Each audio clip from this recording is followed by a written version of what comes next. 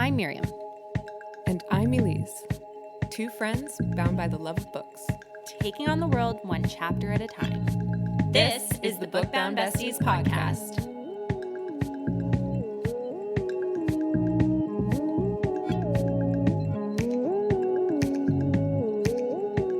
Hey, Book Bound Besties. Welcome to episode 8. I know that I have like a shocked look on my face every time I say this, but I cannot believe it. This is episode 8 of season 2 of the Book Bound Besties podcast, where we dive deep into your favorite books, have unhinged chats, and Elyse theorizes about what's to come because she has not read the whole book yet. Today, we're going to be talking about Iron Flame chapters 36 to 40. Just a little content warning. This episode does contain topics that are not suitable for little ears. Before we get into the rest of the episode, we wanted to do a little call out. So we've spoken with a few other bookish creators that we have befriended over the last 6 months. We've been doing this for 6 months. Isn't that crazy? Already? Wow. Not podcasting, but just like Book Bound Besties has existed for 6 months. Wow. I know. Isn't that wild? That's exciting. Yeah. So over the last 6 months, we have made many friends on the interwebs. And a lot of us have noticed a decrease to our engagement lately. We aren't really sure why. We haven't done anything differently. We still post consistently. We still think our content is fantastic. But alas, our growth has become a little bit stagnant. So we wanted to do a little test. If you haven't seen our content lately, we have this idea, this hypothesis, this scientific experimentation that we want to embark on. Anyway, what we would like our listeners to do, if you would be so kind, is to follow our Book Bound Besties hashtag. So hashtag Book Bound Besties, which is what we tag every single piece of content that we put out. In doing so, you will be certain that our content will appear in your feed. So we would love if you could do us that solid. We'll see if it works. If it does, we'll just continue to put that request out there. If not, you will never hear this request again. How are you doing? I'm good. It is finally summertime here in Montreal. It's hot. It is really, really warm. I always laugh. I've lived in this city for 30 years, and yet it still surprises me every single time. We do not have spring. Spring does not exist. Barely, here. We have maybe a week of temperate weather, and then boom, we're in summer, which I'm not complaining. I love the summer. I love the heat. You will literally never hear me complain about being hot. I love it. Yeah. But I feel like spring is such a fun, pleasant time to be in this city. It's so pretty with all of the nature that surrounds us, and it's a shame when you don't get to enjoy that little moment. I agree. I mean, I prefer milder weather, so like not cold, but not hot either. Somewhere in between. Like, I'm just not good with extreme weather. So, yeah. But that's why I like fall. Because we actually do get a fall here. We do get a fall here. And the fall here is very pretty. Yeah. It's why you're the yin to my yang. Give me, well, don't give me all the extreme weather, but give me all the heat. Yeah. I will take it. Yeah. I'm a desert princess at heart. You'll catch me under an umbrella or under a tree in the shade. I'm not really a sun girl. Oh, I'm like a sun worshiper. Give me a cocktail, a body of water, and my Kobo, and I am a happy camper. Don't talk to me. Just let me be. This is me in my natural habitat. How about you? Good. I just finished a crazy huge contract. So my reading has been put a little bit on the back burner, but I'm finally done. That means I get to read again. So I'm really excited. I did just finish Assassin's Blade. Yeah. So. Elyse texted me that she finally finished Assassin's Blade. So I was like, oh, what are your thoughts? And I said, never mind. Don't tell me.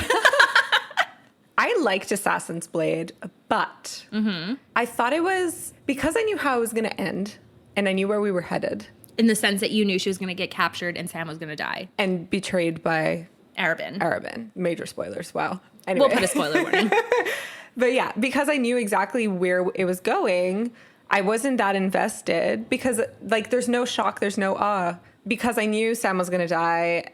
When he died, I was like, yes, okay. And when she's betrayed by Arabin, I knew. There was obviously details to the story that I didn't know, but overall, it's just like there was no shock factor and there was nothing to keep me like on the edge of my seat. So I was happy to get more insight of the backstory and also happy to travel around the world. That was cool, like exploring a lot more of the world. I really enjoyed that. I just wasn't like gripped by it. And then I was wondering, I was like, oh, I probably would have been more invested if I read it first because I wouldn't have known how it ended. But then I was like, because of the way it's written, all being short stories, would it be enough to make me invested.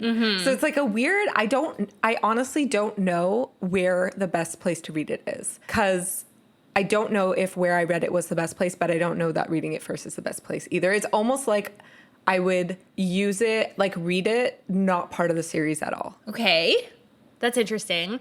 I do agree with you that there's no best place to read it. Yeah. As long as you read it before Empire of Storms, you're fine. Okay. Because each short story plays a role in the subsequent series. I do agree that if you read it first, you probably wouldn't be invested in Selena. You wouldn't understand. It's tough to say. Yeah. Yeah.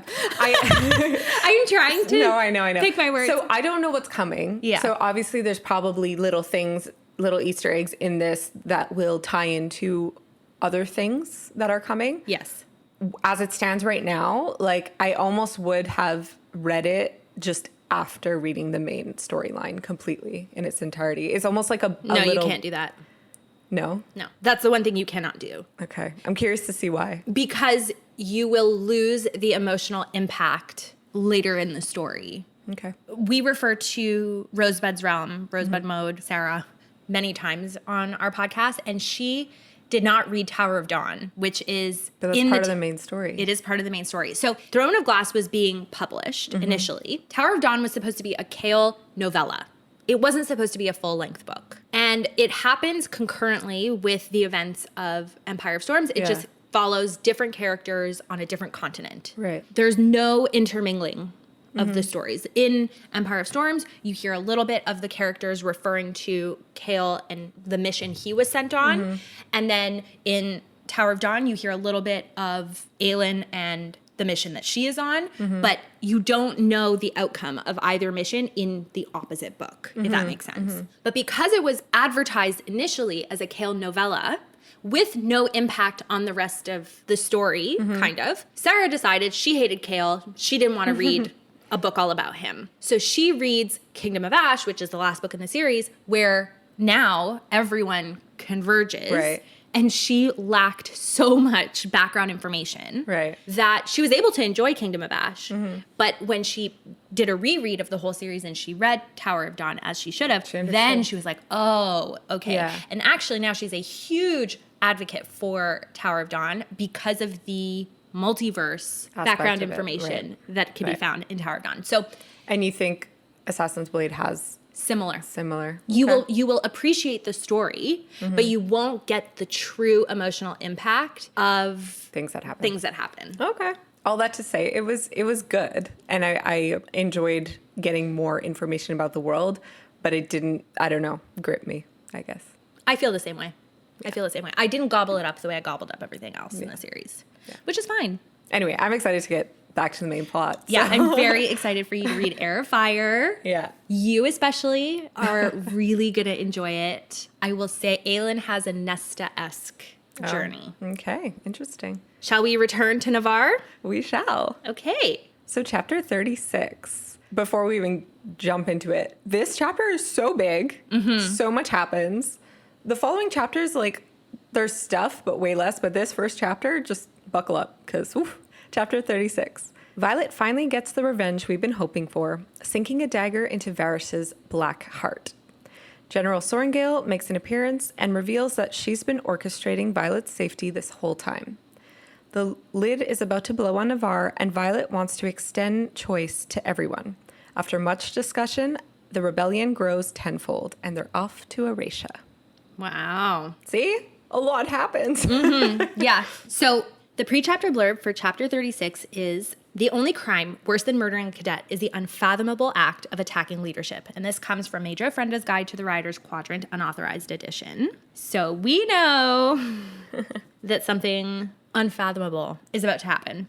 And indeed, it does. So we pick up right where we left off, with Xaden holding a sword in one hand and a dagger in the other, ready to hit Dane. But Violet rushes to defend him. Unfortunately, she's so unsteady on her feet that she falls to the ground only to be caught by said Dane. She's about to pass out from the pain, but not only is she being held up by Dane, but Xaden's shadows are also coming in to reinforce her. That was really cute. Yeah, I really love that.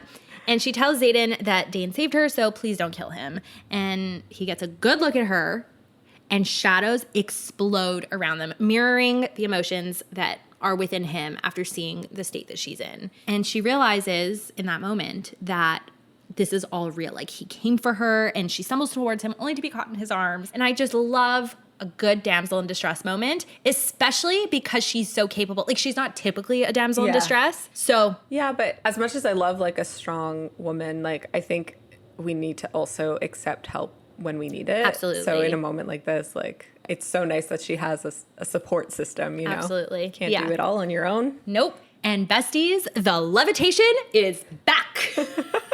Because Xaden tells her, quote, "There's nowhere in existence you could go that I wouldn't find you. Remember?" I wrote it too. I mean, it could be kind of creepy if it was coming out of someone else's mouth, but because it's coming out of someone who we love. Like from a stalker's point of view. Yeah, you know what it makes me think of? What's the song? Like, every breath you take. Yeah. I'll be watching. Yeah, it's a stalker. It literally Yeah, is it is a song about stalker song. Yeah. So. Garrett joins them, jokingly upset that Xaden didn't leave anyone for him to kill, which I think is kind of funny. And he updates them on the fact that there's chaos outside, leadership is launching all over the place to get to the border. And Xaden simply responds that, quote, "It worked." Varrish may be a caca face, but he was right when he said that there was an orchestrated distraction occurring. Gotta hand it to him every now and then. In that moment, I was like, what did he do? What did he do? Anyway, and what he did. What he did. Speaking of, we cannot forget our villain. He's still alive for now, accusing Dane of turning traitor. He tries to get Dane with a low blow, quote, "Your father will be so disappointed." But Dane is starting to redeem himself. Yeah. Because he replies to Varrish, quote, "If he already knows what Violet showed me, then I'm the one disappointed in him." I was proud of Dane in that moment. Me too. Dane picks up his sword, ready to attack Varrish, but Xaden stops him. He uses his shadows to dump Varrish into the chair and then bind his wrists and ankles and tells Dane that, quote, "The honor belongs to Violet if she wants it." She does, is all she says. And I don't know why, but I just find it so funny that she's talking about herself in the third person. He props her up and helps her walk, and I never thought murder would be this sweet and romantic. But when Violet looks at Varrish, she whispers, quote, "I promised you die in this room." She's shaking too hard to actually push the blade in with sufficient strength. So Xaden wraps his hand around hers and they stab him together. It's like, you know what it reminds me of? You know, at weddings when the bride and groom hold the knife to cut the cake? That's what it reminds me of. Oh, wow. I just got a flash of like the photo of me and Justin doing that at our wedding. It's the most awkward photo too. If like you look at us, we're both like smiling really at the camera because we didn't want to cut our cake in front of everyone. We just thought that was like a really cringe thing that like. Okay. Yeah. I wanted to have like a moment with Justin to like cut our wedding cake. I don't know, just like in case future me wanted it, but like present me did not really care. Yeah. So yeah, I'm just thinking of like the moment the photographer like grabs us and was like, "Okay, now like pretend to cut the cake."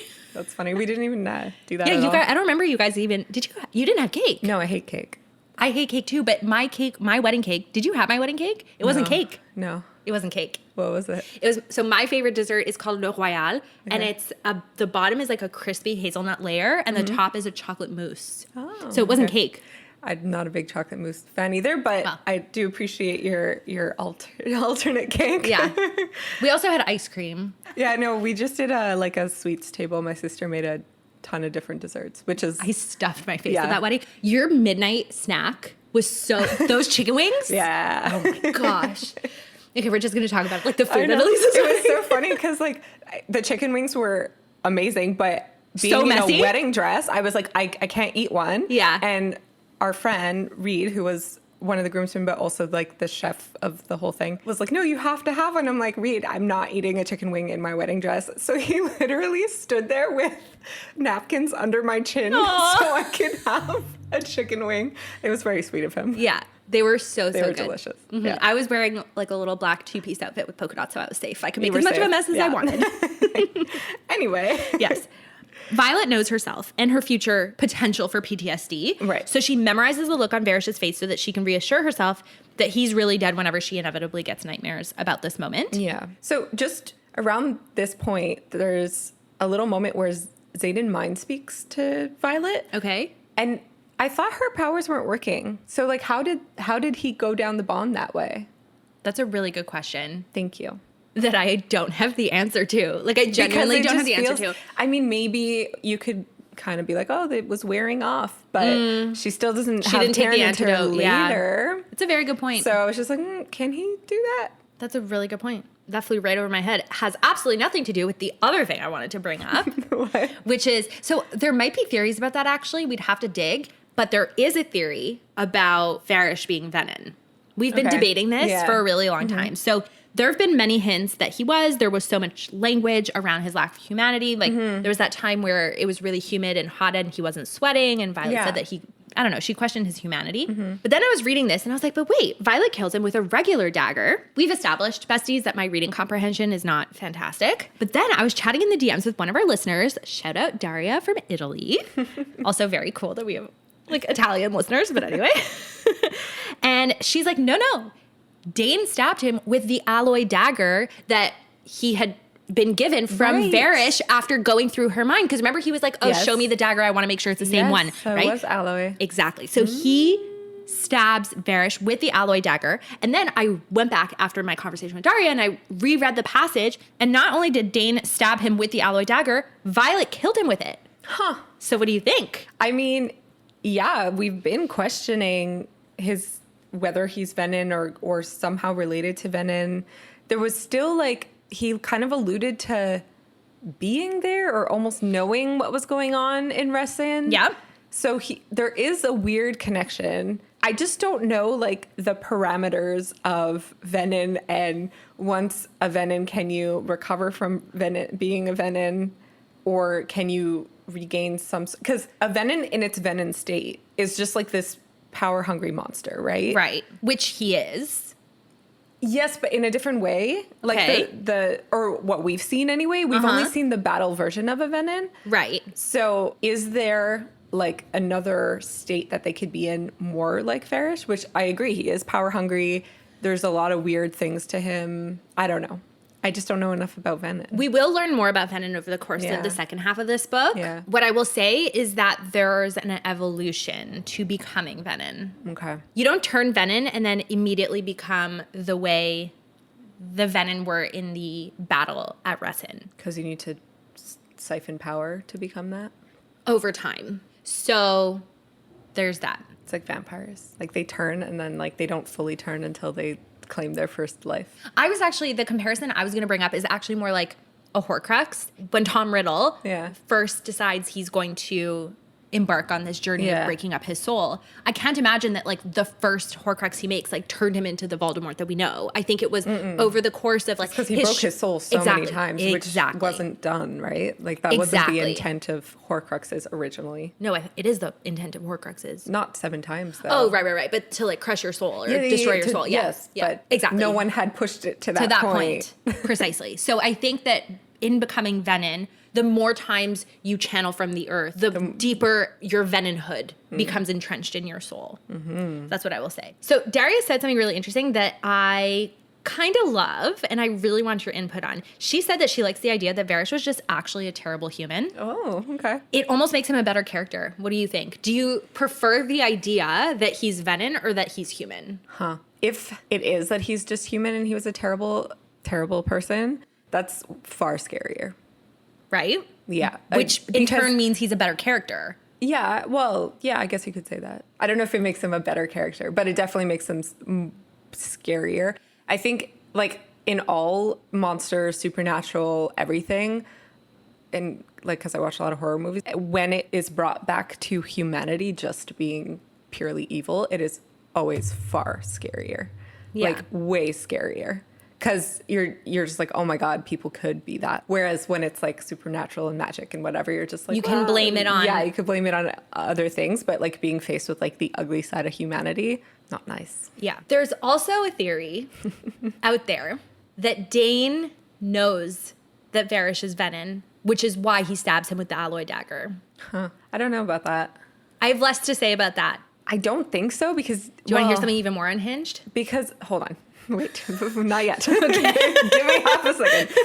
Because if Dane knew that Varrish was Venin, that means that he knew about the Venin before this moment. You're right. Which means he is unforgivable. Okay. Well, the more unhinged thing I was going to say is that some people think Dane is Venom. Oh my God, people are psychotic. And they think that Varrish is his, like, mentor as Venom. I think Varrish was definitely trying to poison Dane. Yes. And trying to bring him to the dark side. Yes. And I think Dane could have easily become a Sith. Like, he could have easily joined the dark side. Yeah. But luckily, so far, it looks like he decided not to. Yeah. But I think he easily, because he believed in Navarre so badly. Yeah. And Varrish was just like whispering sweet poisons into his ear. Like, I think he could have easily been brainwashed into that side. Do you want me to tell you the one fact that leaves a seed of doubt in my mind that he's not actually good? Sure. I still don't love him. So. No. Okay, yeah. We don't love him because we don't think he's like a great friend, Yeah. but we don't think he's an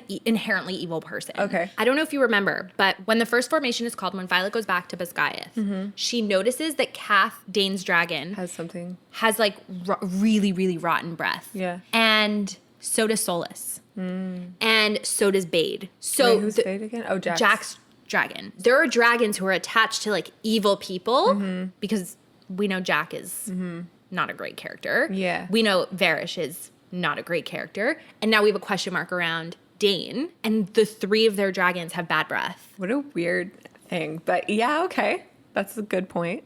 It's a good thing to keep tucked away. Another thing is that, sorry. Okay. So many facts. I know. And another thing is they're all orange dragons. We've talked about this before. Yeah. And Brennan's dragon's orange too. It's orange. That one, also has been in the back of my mind. But I mean, we haven't seen much of Brennan, but Brennan's seems so not inherently evil just based on all the choices he's made and what we have seen of him. Yeah. So. But how much worse would it be if he turned out to be evil? Oh, horrifying. Yeah. Anyway, I'm just going to leave you with that lovely thought. Yeah. No, this whole series just gives me trust issues. Just you wait.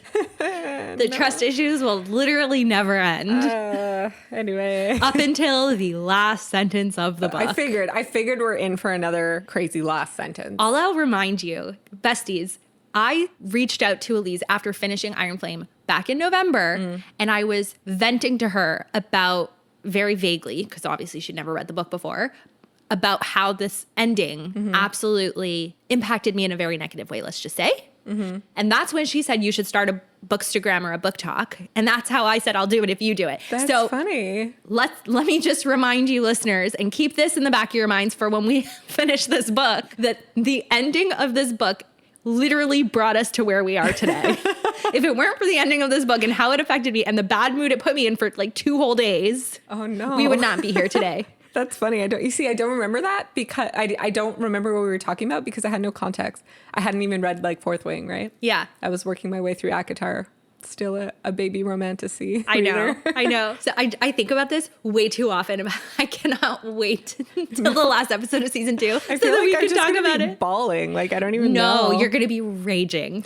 You're going to be so mad. Oh boy. Okay. Anyway, back to Violet. The story. So Violet just kind of collapses after stabbing Varrish in an emotional heap because she's like, okay, but like, what do I do now? Does she go back to class? Does she just go on her normal life as if none of this happened? But most of all, she's freaking out over the fact that Xaden has risked everything in order to save her. Realizing she needs a second to compose herself, Xaden asks Garrick to go away with Dane before reassuring Violet that she's alive and regardless what happened during her torturous interrogation, she's alive and that's all that matters. Dane saw right before stabbing Varrish, but she did not break. And he tells her that he trusts her and that even if she had broken, he didn't care. They're leaving Basgiath. Now she's like, we can't leave. We're going to be followed and Brennan isn't ready. And she's just like, things are happening way too quickly. And most importantly, in her mind at the time, they're going to forfeit access to Basgiath weapons, but Xaden does not care. She's worried that he'll lose everything he's worked for, all because of her, and he doesn't care. Quote, I'll happily watch Aretia burn to the fucking ground again if it means you'll live. Then he professes his love to her. Oh my goodness, finally. Jeez. And she finally acknowledges that she loves him back. And he's like, I'm glad you didn't forget. Let's just get out of here. I know. I was like, okay, book could end here. Yeah. Happily ever after. Goodbye. Oh my goodness. Okay. Xaden orders Bodhi to find an antidote for Violet and the rest of her squad because it turns out they were put under guard in the interrogation room after they tried to mount a rescue mission. I know. They're What a so good little tight. crew. I love them. As they walk out of the room, he sheaths her daggers where they belong on her, and Dane passes him supplies in order for him to splint her arm and to wrap her ribs, which are broken. But it all is not smooth sailing ahead because Garrick calls out that they have a problem. Mm-hmm. Dane offers to carry Violet, and Xaden is like, I haven't decided if I'm going to let you live yet or not, so you can bet your ass I'm not trusting you with Violet. And she attempts to walk, but all this like breaking and mending and breaking and mending has zapped her of all her strength. In his last appearance, Hallucination Liam, who I don't remember being there for this long when I read the book the first time, and like I forgot that he was still there. I didn't know he was still there until this part, and I was like, oh, my boy. This broke my heart. He just like takes a step back into the shadows and reminds her that Varrish didn't break her. But he didn't break you. It was a nice final nod. I know. Xaden picks Violet up and tells Dane to make a decision, follow him or die. Dum, dum, dum. They head up the stairs, and at the top of the stairs, they find General Sorrengail holding a knife to Garrick's throat. Not cool. And as soon as she sees Violet, there's actually worry in her eyes, which is big coming from her, from what we've witnessed so far anyway. Yeah. She hands Violet a vial saying it's antidote for the serum. And Violet is kind of like, I mean, she's still kind of in shock, but she's staring at the vial and she's hesitating because she doesn't know she could trust her mom. And it was just so like hard to read. Yeah, it was such an example of how their relationship is just completely broken down. Yeah, because obviously her mom knows what's going on and she knows her mom made the choice to stay. She asked for a moment alone with Violet, but Xaden doesn't want to give it to her. Then General Sorrengail says, you of all people know the lengths I'll go to in order to protect her. And since I'm pretty sure you're the reason we're getting reports of dragons dropping wyvern carcasses at every outpost we have along our border, the reason this college is emptying itself of most of the leadership in a rush to contain the problem, the least you could do is give me a chance to say goodbye. That is a distraction if you ask me. Wow. Yeah. Bravo, Xaden. Yeah. So fantastic. Yeah. That is ripping Navarre apart at its seams. Totally. It's bringing the secret that they have been protecting for the last 400, 500, 600 years. Mm-hmm. I don't remember which one it is. Someone will be listening to this being like, Myriam, do your research. You know what? And I'm sorry because I hate it when I'm listening to a podcast and they don't get the facts right, but I wasn't planning on bringing up the timeline. Anyway, something that Lilith said that I think is really important is when she notices Violet's hesitation, she's like, I didn't know what was happening. I was in Caldir. And she clearly feels so terrible for what her daughter went through. So tough. It's so tough. But also in that passage I just read, she said, like, you know the lengths I'll go to. So I was like, what lengths? What do you mean? Because we don't know their history, which we're about to get into, or what's kind of been going on in the background this whole time. In reading this part, I was so like, oh my God. And I turned to Scott to like tell him and then realized like it's a spoiler. So I couldn't. I was like, oh my God, I just had to like cut myself off. Yeah. This is very exciting. Yeah, it is very exciting. Xaden responds that it would have been done sooner, meaning the distraction, but it took some time to hunt down enough of them, being the wyvern. Xaden responds that the distraction would have been achieved sooner, but it took him time to track down all the wyvern. And Lilith is not impressed because she accuses him of threatening the safety of the entire kingdom. Again, he really doesn't care. He blames her for Violet's torture because it's either her like negligence or her ignorant. Like he honestly could not give less of a shit of why, but he's blaming her for it. I mean, at the end of the day, she allowed Varrish into the school. Well, she didn't. Panchek did. He reports directly to Panchek. So he goes above her straight to Panchek. Her hands are tied. You don't think she could have been more vigilant about the whole Varrish situation? I don't think she could have done anything about what he did. If sucks. he reported to her, it would have been one thing. But he doesn't report to her. He reports to Panchek. And she reports to Panchek. So they're equals? No, not even, because like they're in two different branches of the chain of command. Oh, maybe. Yeah. Anyway. I'm not a pro in military. Maybe there. Every time the whole hierarchy is brought up in this book, I'm like, I don't know. Yeah. Like later when Mira sees Brennan, she's like, oh, what is he? Like a lieutenant colonel. Yeah. I didn't even know those two words could stand me too. by side. Me too. by And side. she's like, oh, you know, like whatever. She gives him shit about it. And I was like, okay, well, like how high What up does is a that mean? lieutenant colonel? I don't know. Anyway, whatever. They are granted, the Sorrengail ladies are granted 3 minutes of privacy to talk. And Violet just goes for it right away. You've known for years what is happening out there.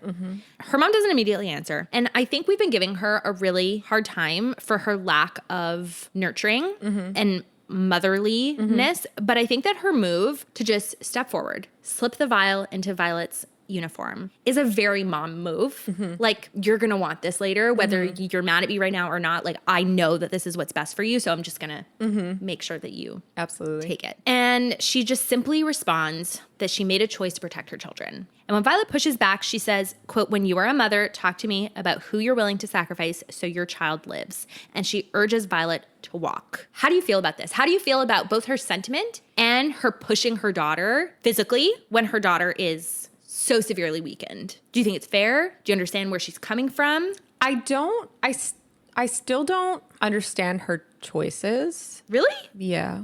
Okay. Because she, knowing everything, could have also left, but she chose to stay. Other than protecting them physically behind the barriers and stuff, Yeah. did it really protect her children? Undoubtedly. Well, no. Brennan died. Mira is fighting every single day, and Violet is going into the same line of fighting. Yes, but they're living within the wards. Is she doing anything to actually help the cause? Like, or is she just following the rules of Navarre and supporting this? I don't know. Her goal is to make sure that Navarre is as strong as possible and the wards of Navarre are as strong as possible, because in her mind, that is what is going to allow for the safety of her children. Like, I truly think the real morally gray character in this series is Lilith. Because, spoiler for ACOTAR, if you compare her to Rhys, Rhys did terrible things, all in the name of protecting his inner circle and his family, right? So she's doing terrible things. Her motivations, like, we may not agree with her motivations, we may not agree with her methods, but her intention is a good one. Yeah. Again, we may not agree with it, we may not think it's right. I mean, Violet even accuses her, she says a little bit later that it wasn't the right thing to do, but she had her reasons for, like... Yeah, I think she thinks it is the best solution. I guess my gripe is, like, at the end of the day, what Navarre is doing is not enough. They have this false sense of security being behind the wards, because at the end of the day, they are not safe, even behind the wards. Right. So... But they're safer than anyone else out there. Sure, but they're not doing enough. And instead of recognizing that they're not doing enough, and they could be proactive to actually solve the problems that are no doubtly coming down the road, they're putting their blinders up. Yeah. So it's just like... But this is relatively new, right? Like, the progression of the Dark Wielder's power increasing is relatively new. And well, remember how the map at the beginning of the book, you had the orange and the red? Yeah. And the red was just like overpowering the orange. So that means that the progress that the Venom are making is faster. Is getting faster.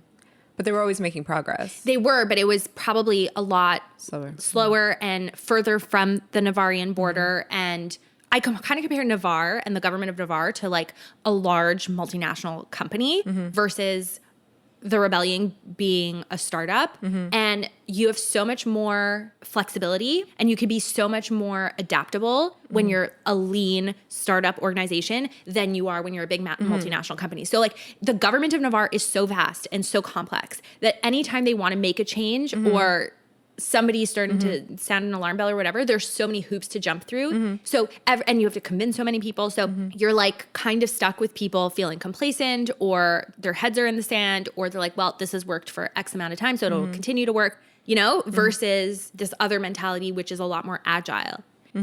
So maybe that's why. Maybe they're just resting on their laurels and confidence. Yeah, absolutely. But that's what I mean. It's like a false sense of security. They're like, well, this has worked for 400 years. Yeah. It's going to keep us safe. Yeah. And no one's doing anything. Yeah. So it's just, like, upsetting that no one's doing anything. But I do hear what you're saying. She made the decision she thought was the best for her family to protect them.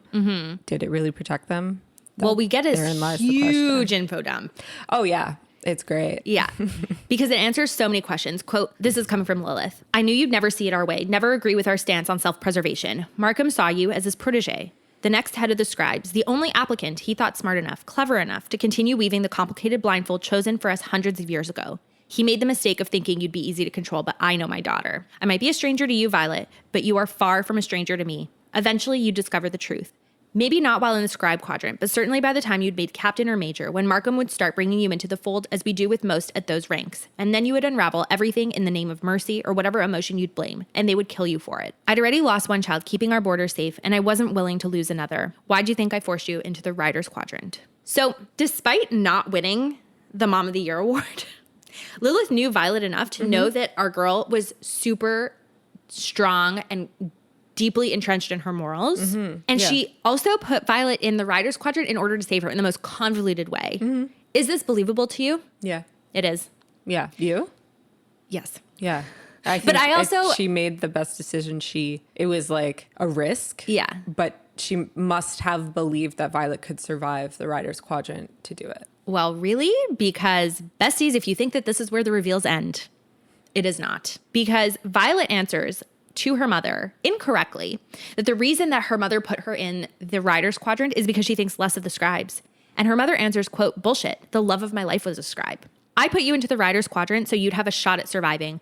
And then I called in a favor from Ryerson for putting the marked ones in the quadrant. So many thoughts are going through my mind and I'm just trying to like organize myself. Also, in the back of my mind, I'm telling myself to speak more slowly because we got some feedback that I speak really fast, which I do. I've always been told ever since I was a child that I speak really quickly and that I should not. Yeah, that's really funny. I've been told my whole life I need to speak more and louder. So there you go. I tell you need to speak louder. Kind of louder. So you should tell me to speak slower. Anyway, thing number one I wanted to say. When Lilith said something about Markham weaving this blindfold and bringing Violet into the secret, basically, and her revealing it because of her morals. There's another theory out there. I'm starting to, now that we're halfway through the book, I'm starting to kind of bring forward a few more theories because I think that we can handle it. Yeah, it's super fun. And also, there's enough context that I can tell you things and you'll understand what I'm talking about. There's a theory out there that Papa Sorrengail was killed when he found out the truth, because he knew the truth, because he was either doing research that would expose the truth or because remember he was doing research on feathertails that nobody has discovered so far. It's somewhere hidden that Violet knows of, but she still has not talked about it, brought it about this or gone to seek it out. So we can assume that he has other research, and we can also assume that because Violet and her dad were so close that her sense of morality comes from somewhere. So maybe this is one of the theories that are out there, that he did not die due to heart failure for a broken heart after having lost a child out of grief, but because he was killed. Yeah, that would make sense. I mean, we've kind of just mentioned it before, just how his behavior in his last moments or days, months, whatever of life, obviously something happened and he started acting a little like erratically, presumably because he discovered things he wasn't supposed to discover. So it would be in line with Navarre to just off him. So. Yeah. So that's thing number one. And thing number two is that her dad was not her dad. We've talked about this before. Because... that he was Venom. Well, okay, I won't go so far, but Lilith says, the love of my life was a scribe. She doesn't say your father, comma, the love of my life. You know what I mean? I mean, it could be implied when she says the love of my life, it's her father. Like, I'm just saying. I thought the words chosen, the love of my life, was just to kind of bring General Sorrengail back to a human state, because she's been regarded as this like cold woman and hard and just like very strict, but by her saying like, no, the love of my life was a scribe, like just shows like she truly cared for Violet's father. I'm just saying that it leaves a touch of doubt over whether she is referring to the same I hear what you're saying. I just don't know if that was the intent behind that sentence. I know, we're just reading into every little nook and cranny. Yeah, but it's not, if that's what the reveal ends up being later down the road, it'd be like, okay, well, she did plant that seed. Yeah, for sure. So Violet now has this like major shock over the revelation that Lilith made this deal with Xaden. So basically the deal with Xaden, quote, it was a simple transaction. He wanted the marked ones to have a chance. I gave him the quadrant as long as he took responsibility for them. In return for a favor to be named at a later date. You were that favor. If you survived Parapet on your own, all he had to do was see that no one killed you outside of challenges or your own naivety your first year, which he did. Quite a miracle, considered what Colonel Atos put you through during war games. We'll come back to the Colonel Atos of it all. But this is, to me, evidence that she didn't really trust Violet's ability to survive the Riders Quadrant because she made a deal to ensure her safety. But also, Violet's shocked about this deal. Dane told her about it a few chapters ago. So I'm just like, what is going on? You know, No, like, she's shocked about I thought it was, because Dane just said that General Sorrengail marked Xaden. She didn't know what the context was. Because the reveal and the shock is, oh my God, my mom did something to try to make sure I was protected. No? I guess. I don't know. I think though, because at the end of the day, like, so yes, okay, Xaden was kind of her, I guess, guardian angel this whole time, which we didn't know until this moment. But there's so many elements of the quadrant that you cannot help someone through. Mm-hmm. They just have to do it themselves. Like the challenges. Like the challenges, like the parapet, like straight out the gate. Like how many people died just doing that? So I think General Sorrengail had an added failsafe, I guess, of Xaden being overseeing her. I think she must have still thought Violet could survive the quadrant, because like Threshing, though I still maintain he sort of interfered. Yeah. He couldn't really do anything. Like, I know. it was still, and a dragon still needed to choose Violet. And so she had to have some belief in her daughter to have put her into the Riders Quadrant, because if the alternative was going to be a scribe only to go to her death, she must have believed going to be a writer, potentially leading to her death, was the better option. I agree with you. Now I have a tough question. Oh no. For you. I'm so scared. Go. Do you think that the fact that Xaden was, for all intents and purposes, hired to protect Violet changes or tarnishes their relationship in some way? I know exactly why you're asking me this. Why am I asking you this? Because you're going to relate it back to being fated mates and all of that? No? No, actually I wasn't. For context, Elyse hates the trope of fated mates. Hate is a strong word, but yes, I do have my reservations around it. Truly, it just made me want to go back and read the first book with the lens that he is her guardian, just to see how their relationship develops. Because it's funny, from the beginning, I was like, it's not a true enemies to lovers. They've never been enemies. But he has this is evidence it was. No. Yes, but they are still enemies. The only reason he looked out for her through the whole book, until he started to fall in love with her, okay, but was because of this deal. Like when he trained her on the mat. Well, yeah, but anyway, so he never did anything enemy-esque towards Violet. Because of this deal. Mm-hmm. Because of this deal. I guess. Anyway, what I was going to say is, like, it makes sense as to why he didn't now. In my mind, I think this makes it even more romantic, because I think that I buy into the enemies to lovers, because he actually, when he made the deal, he didn't know her. Mm-hmm. He had every reason to still hate her, but he had to look out for her. Like, think back to the time where he finds her in the tree. Mm-hmm. Think back to all of those times where, you know, they're intrigued by one another. Yeah. But that's kind of it. He couldn't do anything bad to her because of this deal that he made with her mom. Mm-hmm. So she was still his enemy. She was still the daughter of the woman who killed his father and crushed this revolution that he still believes in. Mm-hmm. But he has to look out for her. He has to teach her. He has to help her. He has to do all of these things because of the deal he made with her mom. Along the way, that deal ended up being almost like the tool of their love story blossoming. Yeah, but you're still taking for granted that he hated her. My argument will always be there is no proof that he hated her. You're taking for granted because of the context. There has been the same way, like we talk about how saying I love you means nothing unless you back it up. Yeah. Saying I hate you means nothing. Well, I would say actually that probably affects people a bit more, but like, we think they're enemies because they're not supposed to like each other because of who their parents were, because of the history. But like, he never did anything bad. So it's just so hard to, I understand he couldn't, but we don't know what was going on in his head. I know, because the times that we do see into his head are once he's gotten to know her. So I guess what I'm saying is the fact that this deal was in place kind of covers for your concern or your pushback on the enemies part of the enemies to lovers. You know what I'm saying? And so that's what I was getting to before. Absolutely. Okay. It explains why there was no enemy-esque behavior. Okay, so we're on the same page. Sure. Yeah, I guess. Kind of. I don't know. I'm lost in our conversation.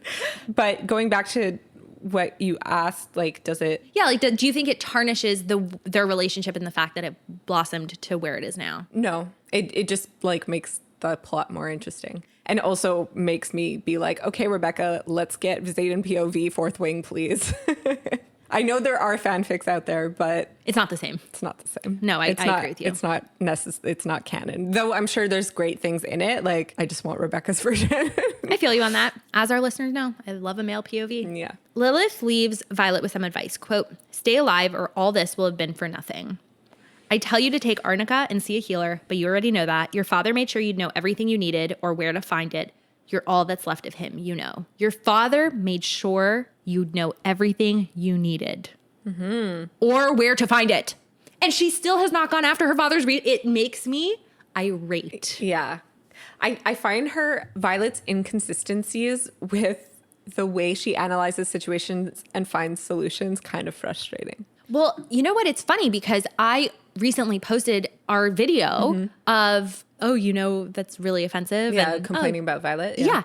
And people are still like defending her. Yeah, there was someone wrote a really long comment. Yeah. And I was like, when people respond, not like rudely, but just like Very emotionally, I try to like tone down the Yes, you're very good at de-escalating the situation, which like I want our space to be respectful, and like some people come in like guns a-blazing, like a bit like, okay. Well, I tried to channel you a little bit when somebody wrote this huge comment as well on our Kardashians lip sync about people who shame people who like to read Spice or whatever. Anyway. Yeah. I was channeling you. Oh, good. Cool. Yeah, I wrote a de-escalating comment on that too, because like we're just here to have fun. I know. It's really not that serious. It's really not that serious. Anyway, Lilith leaves and she's got this sad smile on her face. And listen, for all of her faults, this is a woman who loves her children.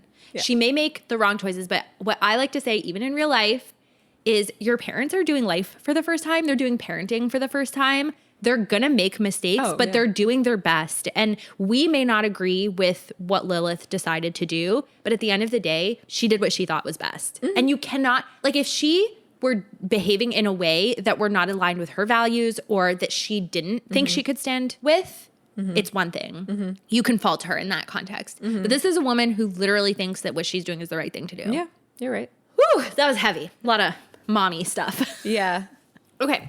So before they decide to take off, Violet wants to extend the choice to leave or to stay to everyone, the way she gave the choice to her friends, which I thought was very nice and very Violet of her. So it's time for formation. The scene changes. Yeah. And we're catching the tail end of Dane's speech where he explains the whole story. And not surprisingly, they're met with a heck of a lot of disbelief. Mm-hmm. Dane tells the crowd that if they don't believe them, ask their dragons. But Taryn informs us that the Empyrean's decision is that it will be up to the individual dragons whether or not to share this information. So some of the riders may be uncertain, reach out to their dragons and not get a confirmation because their dragons like basically don't think highly enough of them or something. Imagine so everyone around you is like starting to freak out and being like, oh my God, I can't believe that's true or can't believe whatever. And your dragon just doesn't tell you. Wouldn't that create such a distrust between rider and dragon? Yeah, I really don't get how that would work. Maybe because some riders and dragons have more of like a working relationship and they don't have this deep relationship that we've seen between, Zayden and Sorrengail or Violet, Taryn, and Andarna. Like maybe... Yeah, maybe. They're just like tool and weapon. I don't know. I just can't imagine like... Me too. Trusting in your dragon after that, knowing that your dragon like chose not to give you information or I don't know, or didn't trust you enough to... Well, it feels weird. Okay, here's an alternative way of thinking about it. Rather than the dragon not trusting the rider with this truth, remember that the Empyrean is split, right? Yeah. Some of them want to fight and some of them want to protect the veil. Yeah. So it could be that dragon is not showing them, not because of a lack of trust or not because of anything, but because the dragon themselves have decided they want to stay in Navarre. Right. They don't want to fight. So it could be that as well. Like, I'm just trying to play devil's advocate a little bit here. But then, they're hiding the info from their rider because they think their rider might disagree. Like, just like what kind of relationship? Like, well, there are some cases we learn later on of dragons and riders disagreeing because they leave with 100 riders, but 200 dragons. Yeah. Yeah. Oh, I actually assumed that the 100 dragons that were riderless just were not bonded. Could be. Who knows? It's unclear. Probably on purpose. Violet is feeling like weird about her relationship with Taryn. She feels like he's maybe holding something back, and he reveals that he lost solace in a network of caves. Park this for later. He blames that for the fact that he was unable to kill Solus and Varrish himself. Poor Daddy Taryn. He clearly has so much guilt. Like, he wanted to protect his little Violet. Yeah. His little rider. And he also hesitantly warns Violet that Andarna still sleeps, so they're going to have to carry her to Aretia. When a rider named Aura straight up accuses them of lying, a bunch of marked ones, including some that we haven't seen in a while, like Heaton, Emery, and Sienna, go on the offense. And Xaden warns to move things along because Bodhi created another distraction for the professors that are still left at Basgythe on the flight field, and that it's not going to last forever. So Violet tells Taryn, share the memory of Russin. And then mayhem, which won't do for Xaden. So he amplifies his voice and calls the formation to order, telling the assembled that, quote, you are all riders, all chosen, all threshed, all responsible for what happens next. Act like it. What Aetos has told you is the truth. Whether or not you choose to believe it is up to you. If your dragon has chosen not to share what some have seen, then your choice has been made for you. So I guess I can take back what I just said because it clearly means, reading comprehension. All good, all good. As the sound of wing beats fills the air, Jacinia and 2 other scribes join the formation carrying packs. Xaden's speech continues, and I just swoon at his leadership because poor Dane never stood a chance. Whatever you decide in the next hour will determine the course and perhaps the end of your life. If you come with us, I cannot promise you'll live, but if you stay, I guarantee you will die fighting for the wrong side. Chills. Unfortunately, this is the precise moment that a dozen professors rush in. Carr attacks with a fire erupting from his hands signet, which is pretty cool. Apparently, it's a very common signet, but I think it's cool. Fire wielding? Yeah. I think it's cool. I think it's super cool. I mean, any power. I haven't seen one that I'm like, meh, you know? Yeah. But you know what signet is even cooler? Oh, yes, absolutely. Wait, it's Bodhi, right? It's Bodhi. Yeah. Come on. To be able to block signets. Counter signets. Counter signets. That is really cool. Yeah. And like so helpful. Very useful. I'm sure it will come in very handy over the course of the series. Dragons fill the skyline and a bunch of them land on the masonry in the courtyard. And I just can't help to think whether they have a permanent mason like on retainer to repair these walls because they're constantly getting destroyed. It's true, eh? This is like They're like constantly like crumbling every time dragons land on them. yeah, this is like my practical brain thinking, like, what is happening? Because this building is not in a constant state of disrepair where we know it. Yeah. But it's always noted how the dragons perching themselves on the masonry destroys it. So for sure there's somebody who's paid solely to fix it. Anyway. Very good point. Thank you. Devera approaches the gang and tells them that not only will they not stop them, they've been waiting to join. And I knew I loved Professor Devera. Yes. She was the leak about Zolia. I know. Oh, she's the best. Fast forward an hour, and 200 dragons and 101 riders, nearly half the quadrant, are following Violet and Xaden to Aretia, which is crazy because that means, like I said, some dragons left their riders behind, except you also made the really good point that maybe they were riderless. And more are coming because they're taking a slower route with hatchlings. Yeah. Which makes me think because the veil is super powerful because of the hatchlings. So anyway. I thought that too. I was like, we know that there is a valley right behind Ryerson House that used to be a breeding ground. They could start their own breeding ground, which could power the wards, and all could be right in the world. Man, I'm such like a dreamer or like idealist. I know. That is why I'm constantly like disappointed by the world because I have all these like hopes and dreams, and I know it's false, and I know I shouldn't hold these hopes, and I will be crushed for them. But I keep thinking that way anyway. You know what? You and I are just like, we fuel each other's delulu. Indeed. Oh, man. Anyway, I had goosebumps reading this moment. I can just imagine it. It's so cinematic. And you know what it reminds me of? It reminds me that moment. It's kind of weird, but anyway, it reminds me of that moment in Deathly Hallows Part 2. Okay. When Snape calls everyone out of bed and Harry appears out of the crowd and tells Snape, it seems despite your exhaustive defensive strategies, you still have a bit of a security problem, Headmaster. I'm afraid it's quite extensive. Like all of Dumbledore's army and the Order of the Phoenix like backs him up. Yeah. And it's just like this moment of like solidarity. Yeah. Moments of solidarity make me so weepy. I agree. It's like the one thing that's like tears automatically. Yeah. Did you get teary-eyed during this part? Yeah, just like the thought of this like big moment Violet has spoken her truth, not her truth. I hate that expression. It's the truth, and has moved people. It just like restores your faith in humanity and in doing the right thing. And then you just have this like cloud of dragons flying through this empty airspace, move like with so much hope. And I don't know. I just think it's so beautiful. Yeah, I agree. I mean, hope is like, it's the most powerful thing in the world. Ugh, so weepy. Anyway, everyone's exhausted. The first years are fighting to keep their seats. Violet's in pain, but they arrive in Aretia. And Brennan is in major big brother mode when he sees Violet. Quote, why is it she's half dead every time you bring her to me? And I'm just like, making up for lost time, Brennan. I can just imagine that he hasn't had the opportunity to like intimidate her boyfriends and like all that stuff. So he's just like, when he notices the noise of all the dragons, he asks, what have they done? And the chapter ends with Violet telling her brother, I mean, you did say you needed riders. yeah, And that's it. it had me like floating on a cloud. Yeah. It was just so like, it's the hope. It's the hope. You're just like, hope. oh my goodness, there are people who believe in what's right. There are people who want to see what's right, you know, happen. And put their money where their mouth is. They're willing to put their lives on the line. And fight for it. I know it's a roller coaster book. I'm aware of that, but it left me feeling hopeful. Yeah. Awards. What's your most romantic? I do. I'm sorry if you expect me to do the noble thing. I warned you. I'm not sweet or soft or kind, and you fell anyway. This is what you get, Violet. Me.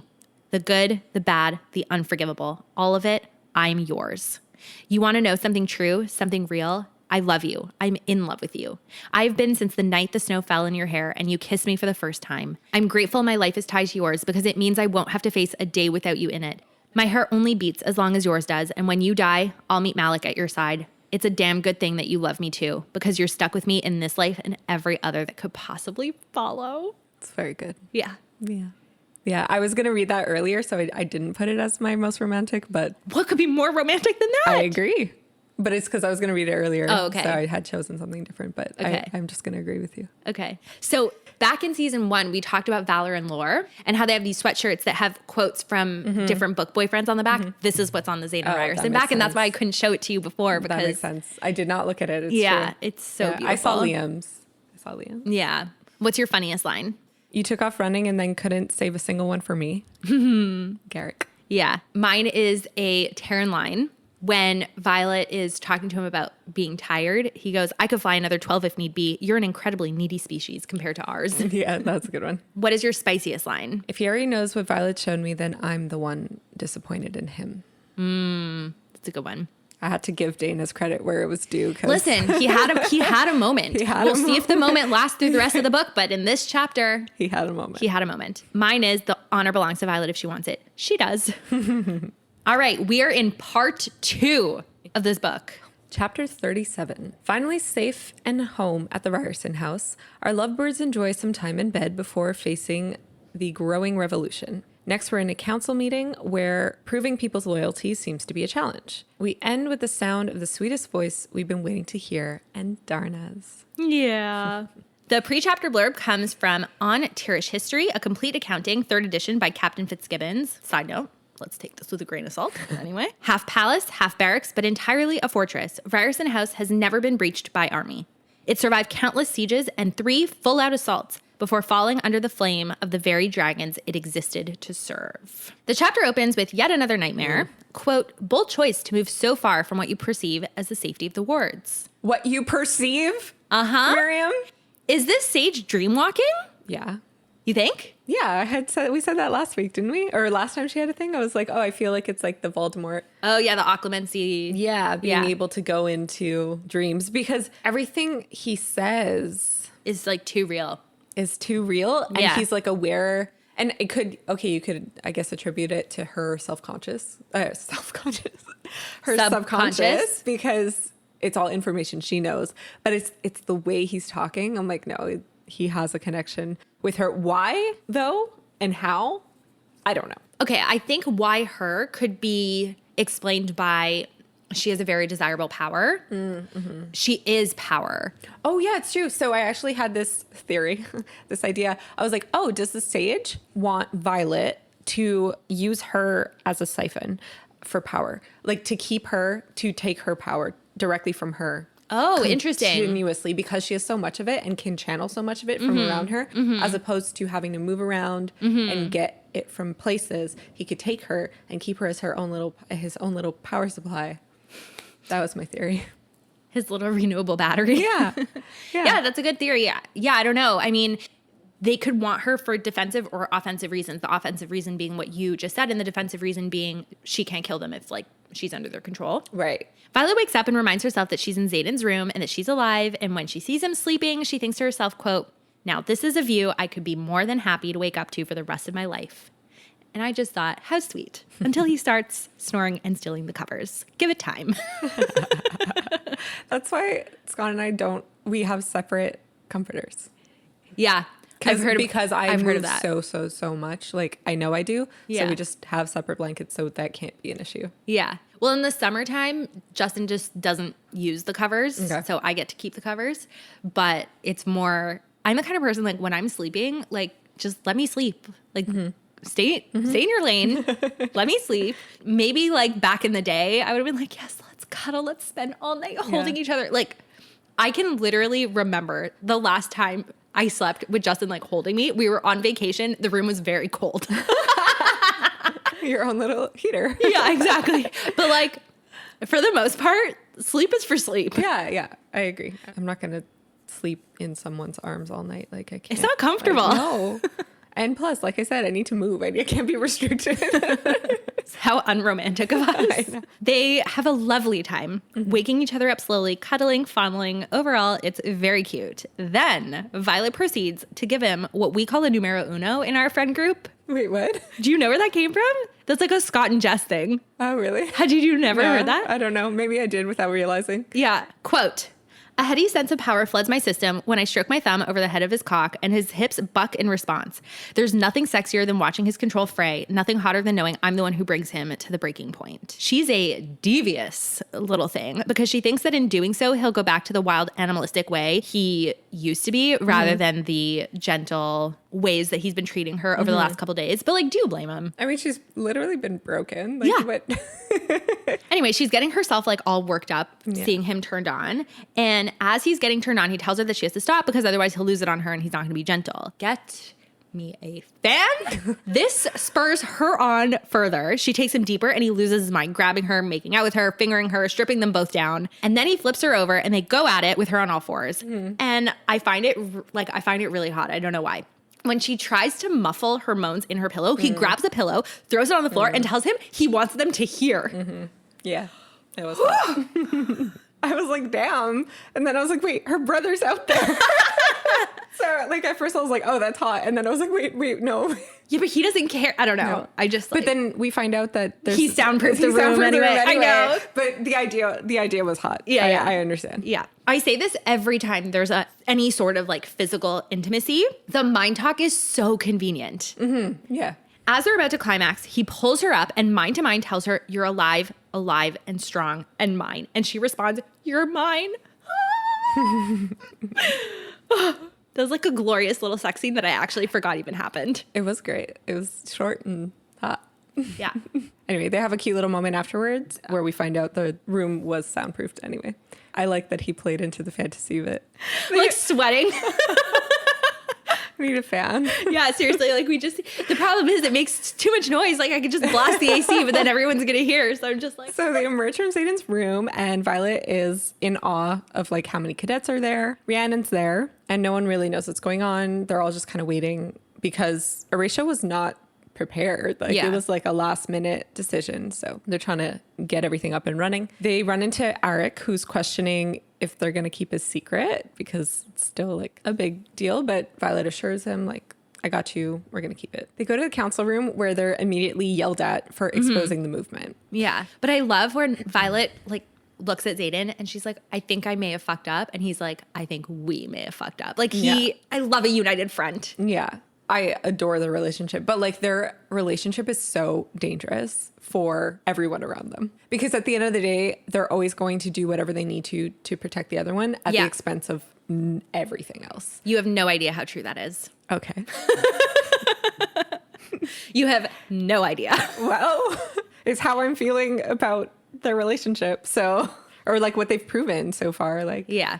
so it's just scary to see how far that'll go, which apparently is really far based on what you just said. Yeah. So essentially, Garrick, Imogen, and Bodhi are on the receiving end of all the yelling.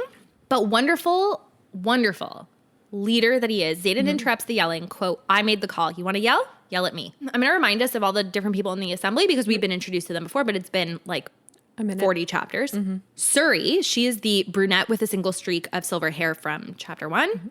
She responds that they're happy to address his choices, though she's not sure what Violet's doing there because she refers to her as the general's daughter. And Brennan counters that the general's son is also there. So remember that they refer to him as Lieutenant Colonel Acereye? Yes. Because like being a Sorrengail is not popular. I think that that's just outside of the assembly. Like I think the assembly knows that he's a Sorrengail. Oh, yeah. I assumed as much. That kind of stops the argument right then and there. And then Violet notices a massive empty armchair that Xaden had sat in last time and assumes that they're still waiting for someone. Park this, okay? Hawknose, aka Major Ferris, this is the guy with the tufts of graying hair, an eye patch, and jowls like a wildebeest, eyes them holding hands and is like, oh, I think I know why she's here. I could just feel my own cheeks heating up at the accusation. Like, that's just such a degrading thing to say or way to, not excuse, but explain her presence. Yeah. It definitely like belittles her. Yeah. Like, oh, you're just the girlfriend. Yeah. She just like lets go of his hand because she's obviously humiliated. And he just like grabs it back. He's like, we're not doing this. Yeah. I do think though, there needs to be a line when it comes to like professionalism. Yeah. No, I agree. As someone who works with her husband. Yeah. You're not going to walk into a meeting with clients like holding hands. No, like, exactly. You know? Like I'm not going to refer to him as like my love. Yeah. In the meeting. I just love though, this conversation aside, that he's so self-assured and like refuses to play the game. Yeah. He tells them that what's done is done and now they can either chastise them or figure out what to do with the 100 riders they brought. Suri, who is really aggro, shouts that they aren't riders, they're cadets. And Felix, who remember is the large ebony-skinned man with the silver beard, rolls his eyes at the dramatics, but validates the question. Xaden suggests calling a formation and dividing the riders into wings. And then we have Battle Axe from chapter 1. She is just like the woman built like a battle axe. Sometimes I have to remember, like, also, what's a battle axe and what does that look like? I thought it was like those big axes that are double headed that you hold with two hands. How can you be shaped like a battle axe? Like just like hefty. Oh, but it's a pole in between. No, well, it's like a big melee weapon, so it's just like it's a strong. I always took that description as like a stocky, strong, burly like, woman. Burly, yeah. Okay, interesting. Battle Axe reveals that Dane has been confined until his loyalty can be ascertained, as are the scribes. Violet intervenes, stating that Kath is enough to vouch for Dane's loyalty, and it's only thanks to Jacinia that they even have Warwick's journal. This comes to a shock to the assembly because obviously Xaden hadn't had the chance to go back to Aretia since the heist, so they didn't know that they had done all of this like amazing work. Xaden explains that, quote, Jacinia helped Violet and her squad steal the journal for instructions on how to use the wardstone. And she's right. It contains cryptic instructions in Old Lucerish that need detailed, precise translation, but it's better than nothing. I was supposed to bring it to you, he's looking at Brennan, but got sidetracked by her capture. This is now something I find bizarre because Brennan was never taught Old Lucerish, only Tirish, but Violet was taught both languages. Maybe it just was more in line with Violet wanting to be a scribe. Maybe. We learned that Hawknose's real name is Ulysses when he threatens to confine and question Violet because Brennan warns him right back that he'll lose the other eye if he goes near Violet. So snaps for Brennan. We love a protective older brother because we are two girls who wish they had older brothers. And Battle Axe loses her shit. Purely for their hot friends. Yeah, I know. Like when people ask, like, do I want a boy or a girl? I'm like, I want a boy because I want my daughters to have an older brother. That's literally the only reason. That's so funny. Yeah. And for protectiveness too. I just think the dynamic of an older brother and a younger sister seems really cute. Yeah. I mean, I have a very protective younger brother, so it's purely for the friends. I don't have a brother, so. Yeah. Anyway. Battle Axe loses her shit. Quote, we've already doubled patrols to the border, which leaves no one here to fight should Melgren launch an attack on us. And don't start with your Melgren doesn't know we're here. All the rebellion signets on the continent can hide a riot the size of a thunderhead. We've no wards, no forge, and children running amok in the hallways. Again, in his classic stays calm in a fight, Xaden infuriatingly tells her that it's not children running amok, but cadets who are acting with more composure than she is. And it's like putting her in her place. Yes. Xaden argues that Melgren isn't coming. Quote, even if he knew where we are, which he doesn't, he can't risk his forces coming after us when the kingdom is reeling from wyvern carcasses we left up and down the border. Half the riders he plans on having in 3 years are here. He might want to kill us, but he can't afford to. And as for Violet, if you want to confine her, question her, then it's me you start with. I bear responsibility for her and any decision she makes. Remember? And then Violet reels at that reminder. We learned that Xaden had done it 2 seconds after he put her in Brennan's arms after Essen. So not only had he taken a cut to his body for her from her mom, but also from his own people. So he has 109 cuts on his body. Finally, Xaden has had enough. He tells the assembly that the cadets will be considered his guests. Quote, I do not ask permission of you, of anyone, to bring guests into my own home.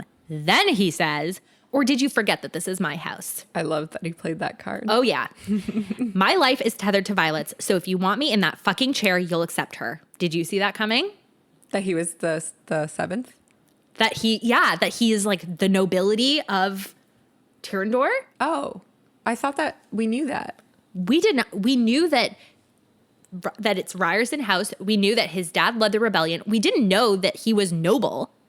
Oh, I thought I did. Oh, really? Yeah. Oh, I didn't. The first time I read this book. I don't know why though. I thought his dad was the leader of Tyrrendor.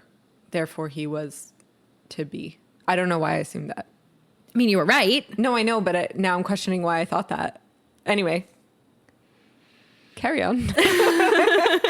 Anyway, that settles that. And now we're in problem-solving mode. What to do with the cadets? So Xaden reminds the assembly that he also brought 4 professors and that the assembly is knowledgeable as well. The chapter ends with Andarna waking up. Yeah. Can this moment get any better? Yeah. So just to go back to the last episode, I think you were asking me what now, like what's next for them. And I was like, is this the part where they leave? Like whatever. And you said, what about their education? And I had said like, oh, like they all know enough to kind of cover for each other, but it didn't even cross my mind for a second that the teachers would come.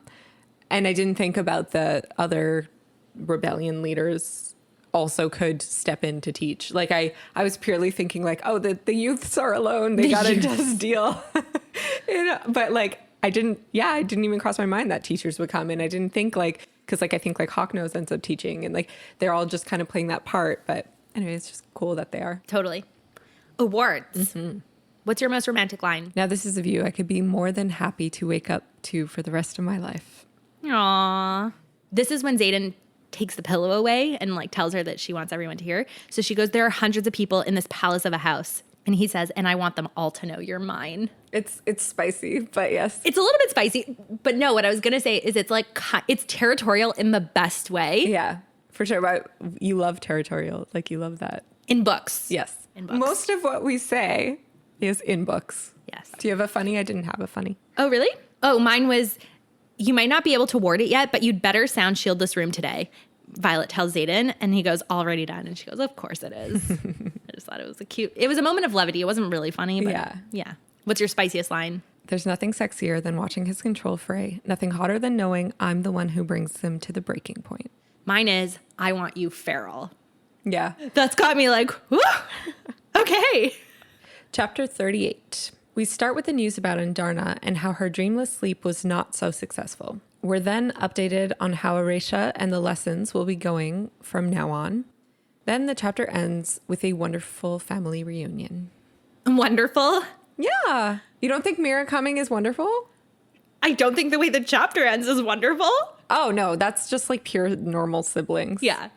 I thought it was great. No, it was great. I like thought it was like she like funny and like very sibling-y. Yeah.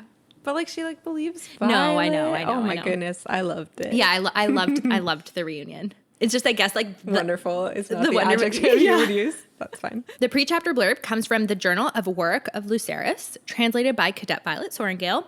Quote, with all we've sacrificed for this kingdom, we'd better be able to defend it. The chapter opens with Violet staring out at the valley above Aretia, contemplating the last time she was there and all that has changed, notably the sheer number of dragons now. 2 of which stand beside Andarna, who is back to sleeping. She's got a scorpion tail, and she looks green, ?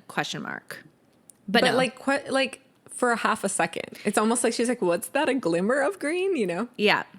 Park. Oh, okay.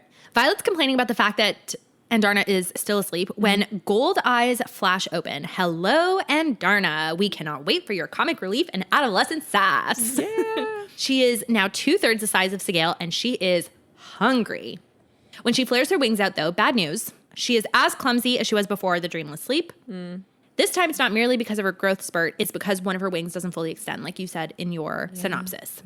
Violet immediately goes into super guilt mode. She's not sure how to handle the situation or how to behave. And unfortunately, we saw the last of sweet Andarna in the last book because she snaps back at Violet. Quote, I am not broken. Before things can devolve any further, Taryn steps in and reinforces Violet's right to be concerned while also telling Andarna to go eat before her hunger takes over because, quote, adolescents, they're insufferable when hungry, which is, I guess, a universal thing.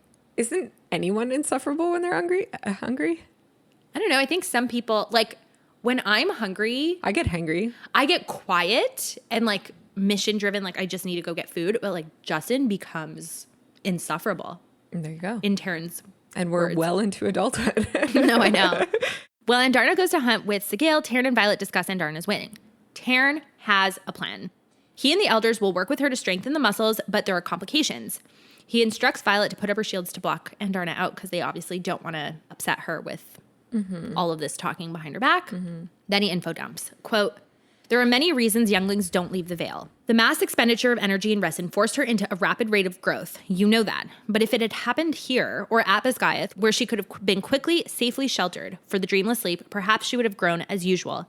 But we flew that critical day between Resin and Aretia, and then we waited again to fly to Basgiath, and even then she woke several times. The elders have never seen a dragon remain dreamless that long, and now her growth is unpredictable. There's a second set of muscles along the front of our wings that forms during our growth. Hers did not. The elders believe she'll still fly in time once she strengthened the existing muscles to compensate. Violet brings up the possibility of mending, but unfortunately, Taryn shuts it down because you cannot mend what does not exist. Essentially, they think that they can train her to fly, but they don't think she'll ever be able to bear a rider. Sad. And the worst of it is they've known since the first time she woke up in Aretia. So they've known this for like months, and they didn't tell Violet. What do you think about that? It's kind of insane that Taryn would do that, not tell her right after the tiff of not telling her. Like, Violet was very upset that Taryn shielded her from the truth of Aretia and all of that and the wyvern and everything, and like chose not to give her that information, and it caused a ripple in their relationship. And he immediately apologized and was like, right, I should have like trusted you and given you the choice and blah blah blah. And then he immediately turns around and does it again. Yeah. Learn your lesson, dude. Yeah. You're like 200. Over the next few days, the fact that Andarna will never bear a rider just replays in Violet's head. Nothing can distract her, not even Warwick's journal. She's back to the terminology of Iron Rain that we discussed immediately after the heist. But this time she asked Taryn if it means anything to him, which unfortunately he says it doesn't. Classes resume, but they look a little different. History lesson now is history of the Terrorist Rebellion. Instead of hand-to-hand challenges, Emetario has them working on their endurance and running uphill. Ulysses, Hawknose, teaches them physics, which I don't understand what the purpose of, but Yeah. whatever. It's not like they're calculating their flight Trajectories maneuvers, and yeah. And we finally get Battle Axe's name. It's Kylan. And she will take Professor Kaori's spot as the flight instructor, except they're waiting on the assembly's go-ahead to allow them to fly because they don't want to attract attention. Right. Meanwhile, Suri and Xaden have flown off somewhere. So Violet has a lot going on, to say the freaking least, in her little head. Yeah. She then heads to this like wing of Ryerson House where they have this enormous theater. And I thought that you would enjoy, of all things, that this is one of the things that they rebuilt. Quote, yeah. But the site is more than impressive. Not just that there's enough seating for every cadet, but that of all the things they could have rebuilt in the last 6 years, they chose a theater. I was like, oh, people after my own heart. Yeah. And who's standing at the front? It is Rhiannon, who welcomes us to Battle Brief. So there are a few things different in this Battle Brief class. First, they're sat as if they were in formation by wing, section, and squad. Second, the map is different. It's bigger. But also it includes the Isles, which we learn there are 5 large ones and 13 small ones that surround the continent in every direction. Riddick points out the red and orange flags, and the gang learns what they mean, just like we did in chapter 1. Red means old movement, orange means new. And then Violet asks their friends whether they got letters out to their families, and they all nod. They can't give out their location, but they could warn their loved ones to leave the border regions. And again, she just feels this immense sense of guilt over all this. There's Andarna's weighing, forcing the truth of exposure before Aretia was ready, bringing all the riders there. Brennan's concerned about the sheep population because that's another thing that's going on because of all the hunting. And now she feels like she's potentially put a target on all of her friends' families' backs. But Arik provides a little bit of comic relief. I freaking love what he says. He goes, I decline the offer to correspond. No kidding. Yeah. Rhiannon asks Violet for an update on the Wardstone, and Violet tells her she was able to translate the section they need 3 times. And Sloane is uncharacteristically hopeful. The conversation can't continue because Devera calls the class to order, but not before Rhiannon asks about the odd magic Violet referred to. And here we learn that Violet thinks that the first 6 practice some kind of blood magic. Which we learn is not common practice. Immediately I was like, okay, but is it like cut on the hand magic or sacrifice magic? Because those are 2 very different things, you know? Huh. Yeah, I was thinking cut on the hand magic. I was questioning. This could take a turn. Back to Devera. She welcomes the class to the first official battle brief as traitors. Quote, get used to the sound of the word, because that's what Navarre now considers us, whether or not that's how we feel about the choice that we made to defend those who cannot defend themselves. That is how we will be seen by friends and loved ones we left behind. But personally, I'm proud of every single one of you. It's hard to leave behind everything you know, everything you love, because your honor demands it. With that said, please welcome Lieutenant Colonel Aserai, who will take the place of the scribe quadrant curator, since we don't have them here. And we've talked about this before. Pride is like one of those emotions that make me weepy, pride and solidarity. Yeah. But when she says that I'm proud of you, she looks straight at Violet. We also learned that Aserai means resurrected in Tyrish, which I liked. We also learn that Kaori would have liked to join the rebellion, but he felt that his place was with the Empyrean. So despite not joining them, it's safe to say that he's still a good guy. Yeah. Although it's a little scary. Why? Well, just because he obviously has reservations. Yes, ultimately he chose to stay with the dragons, but he doesn't necessarily agree with Navarre, but he's staying back. Oh, yes. So it's but it could be good. He could be a spy. He could be we don't know. That's true. Yeah. I thought of bad things, but there are good things. Be optimistic. Brennan announces that the Besguy defectors have kept their respective wings. Any section or squad leaders to be replaced will be chosen by consensus, which I think is really cool. He also points out that not only is 4th Wing this year's Iron Squad for the 2nd year running, but Flame Section is completely intact, which would make them the Iron Section. And they obviously want a patch for it. When Riddick shouts, fuck yes we do, Bodhi responds, yes sir. And Violet thinks, Bodhi says once we come, glancing over his shoulder at us like he can't take us anywhere nice. And I just think that is so funny. Update from Navarre. The control on the narrative is tight because the public doesn't know. The outposts have gotten rid of the Wyvern, thus hiding them from the thus hiding them from the populace. Sometimes I just pull words out of nowhere. And Melgren has kept the news from reaching the general public, but all the present military now know, and yet they're still turning away every Paromish citizen at the border. Woof. I mean, we knew some people would agree with Navarre and want to protect. At the end of the day, the people who know the truth and are remaining, it's they're just looking out for themselves and believe, like you were saying. Yeah. That the wards are what will keep them safe and keep their family safe. So they're just going to put themselves and their family first. Yeah. The good news is Brennan is confident that their location is still secret and that their families have not been targeted, but they're also getting offers of sanctuary anyway, which is really nice. So hopefully we'll get some reunions in the near future. There's a conversation about fighting dark wielders, and Brennan promises that before the riders graduate, they will learn how to take down a dark wielder and survive. Then another bomb is dropped, and it's just bum, bum, bum, bum, bum. We learn that there has been another attack on Samara. One dragon was injured, but no riders were lost. Then Violet whispers that they're looking for weaponry. Riddick asks the question for her, and Brennan looks like he knows the question came from her, which just is it's like a flashback, not a flashback, like a callback to the first battle brief. Yeah. His disappointment spurs her to ask a follow-up question, which is, was the attack before or after the news of the mass exodus from Besguy? And it was after, which naturally just adds more of Violet's guilt. To add insult to injury, Venin have taken over the town of Anka, and they drained the town, but pulled back to Zolia, which they're using as their home base. Which is a new thing for them. To be using a home base? Yeah. Yeah. Spooky. It is spooky. Yeah. Now they're organized. Yeah. Battle brief is interrupted by a riot of dragons approaching. 40 dragons are a part of it, and Sorrengail is approaching as well. But who is leading the riot? Mira. Violet runs out to meet her sister, and Taryn meets her outside in the, I guess they're in like a courtyard or something, and lunges for Tyne's throat. Whoa. But this is just a threat. Mira dismounts and tells her sister that they come peacefully. Xaden was the one that went and got them. Otherwise, how else would they have found them? Welp, welp, welp, welp, welp, welp, welp.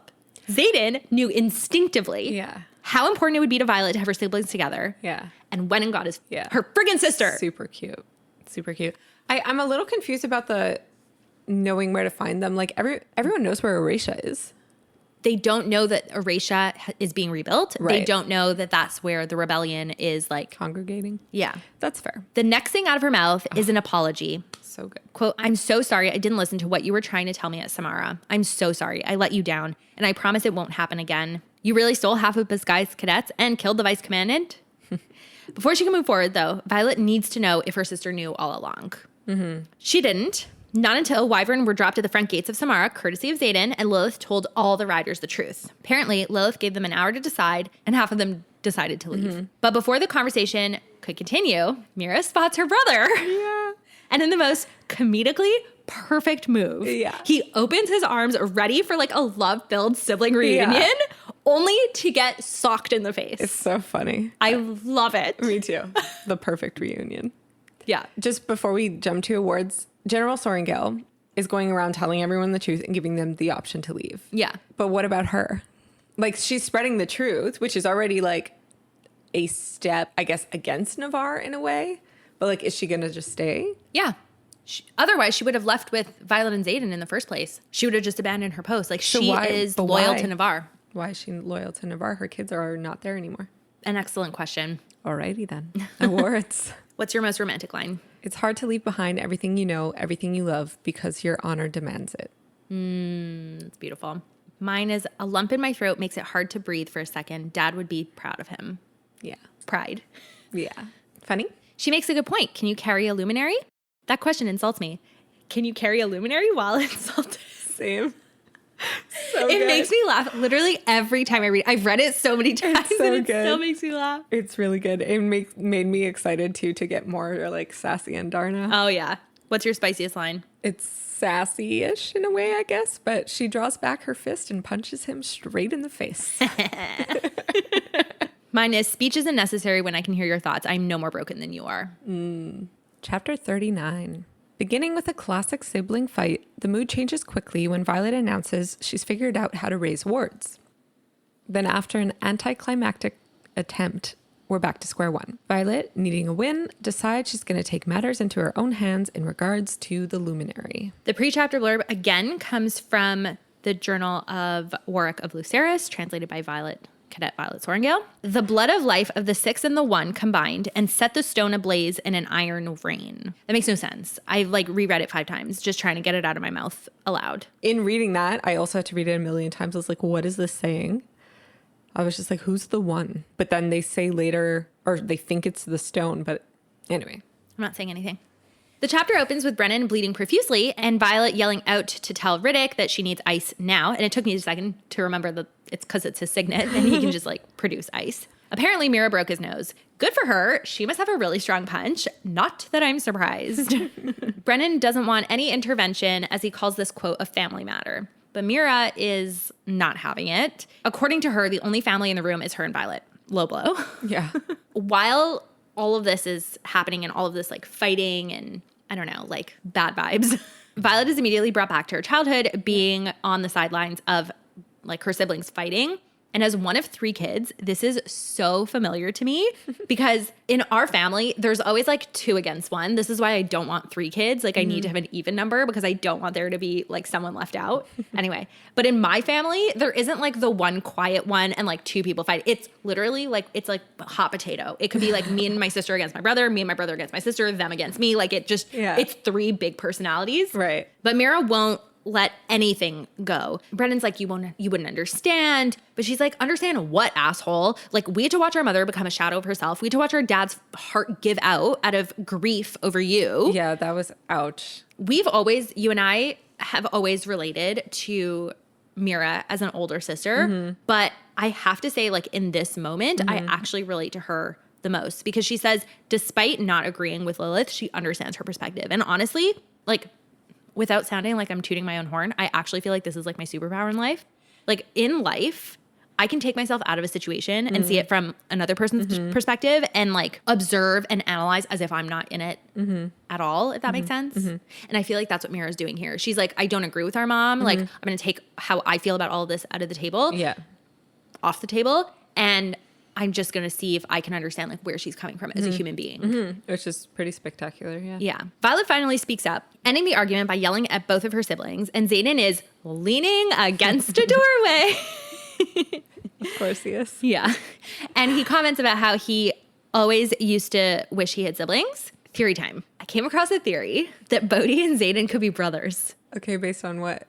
Based on the fact that Violet always notes how similar they look. I know, but they're cousins. Okay, but I have a ton of cousins, and there is no one of us that looks like we could be siblings and not cousins. Yeah, no one of us. I mean, I barely look like my siblings, but... No, you do. You and your sister look so much alike.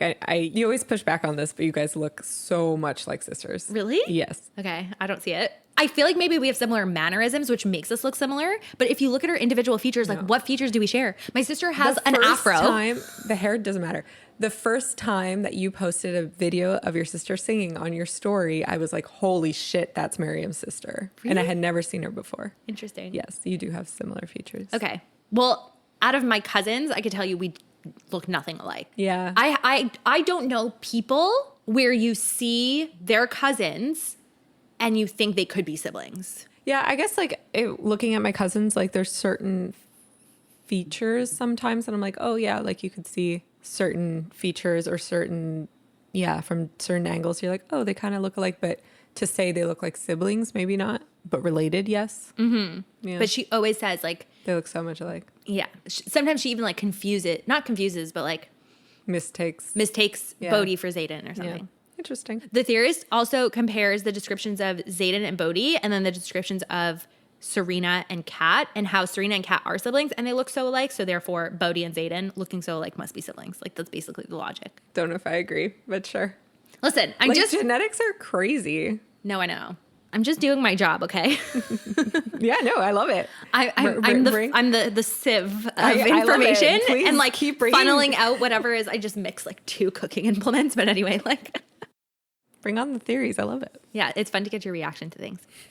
When Violet and Xaden reunite and start making out, Brennan's like, seriously, in front of me? And then... I felt that way too. I mean, I like PDA. Then...